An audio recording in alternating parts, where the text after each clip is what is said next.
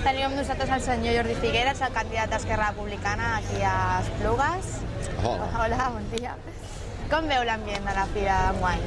Bé, de moment, malgrat que el temps sembla que no ens acabi d'aguantar, l'ambient jo crec que és bo. Hi ha força gent que durant aquestes hores del matí doncs, ja s'ha acostat a mirar la fira i esperem que continuï aquest ritme, que serà força bo per la mateixa fira i els comerciants de la nostra població. Com veu que enguany la fira coincideixi amb l'inici de la campanya, que fa poc temps va començar? A veure, el calendari de la fira no és un calendari innocent i en el seu moment el govern socialista doncs, va decidir que fos així. O sigui, les eleccions municipals són aquelles que tots sabem que sempre acaben aquestes dates i és quan també van plantejar fer la fira. Nosaltres ho critiquem perquè tot això ho perverteix tot una mica. Moltes vegades hem vist una fira més abocada per part de l'Ajuntament a mostrar la seva obra de govern, cosa que ara, degut a la llei, no poden fer, que no pas a la promoció del comerç i de la indústria, que en teoria hauria de ser la finalitat de la fira. Però en tot cas la coincidència la posem ja com un accident més dintre del que és la campanya electoral i també com una forma que tenim nosaltres els partits polítics doncs, també per fer acte de presència a la població d'una forma més activa. Com veu els comerciants d'Esplugues? Quin creu que és la seva principal preocupació en aquesta època de crisi? La preocupació dels comerciants i de qualsevol ciutadà o ciutadana és la mateixa, és la crisi. Vull dir, jo crec que enguany que hi ha una alta presència de comerços i sobretot a nivell local, crec que hi ha una complicitat i també del comerç respecte a la fira. Al cap i a la fi és una mostra del seu dinamisme i també dels seus productes, vull dir, és la seva feina. Jo crec que ho han rebut bé. En aquest sentit, l'alta presència de comerços d'Esplugues a la fira jo crec que és molt positiu i hem de valorar l'esforç, el sobreesforç que això significa doncs, pels mateixos comerços, en una època que crec que tots som conscients que de diners no la vetllem gaire ningú. Per tant, entenem que aquest compromís és molt d'agrair.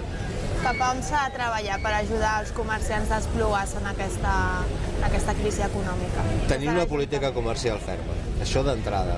Tenim les coses clares. No pot ser que des del nostre partit i des del grup municipal a l'Ajuntament hàgim estat 6 anys reclamant el compliment del pla de comerç que existia, no?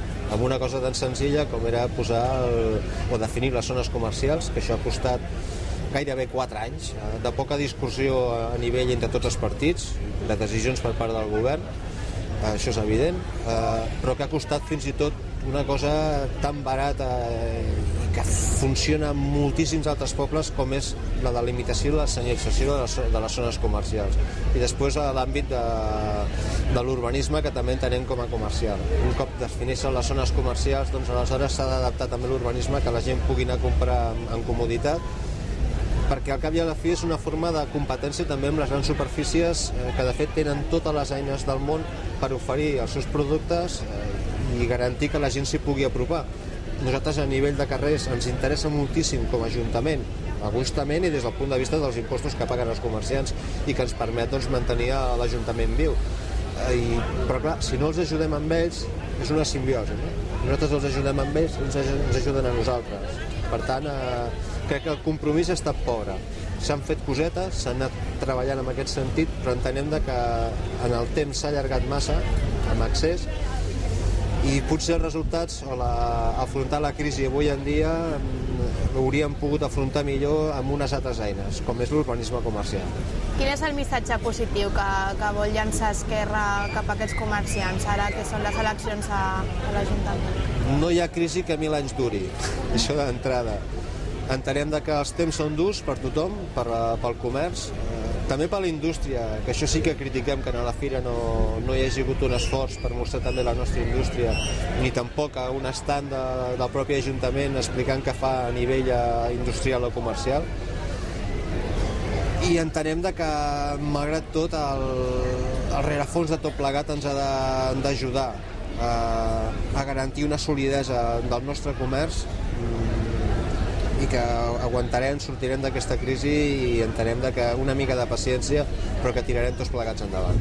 Senyor Figueres, moltes gràcies per estar avui amb nosaltres i que gaudeixi molt de la fira d'aquest any. A vosaltres i que també la gaudiu. Igualment, gràcies.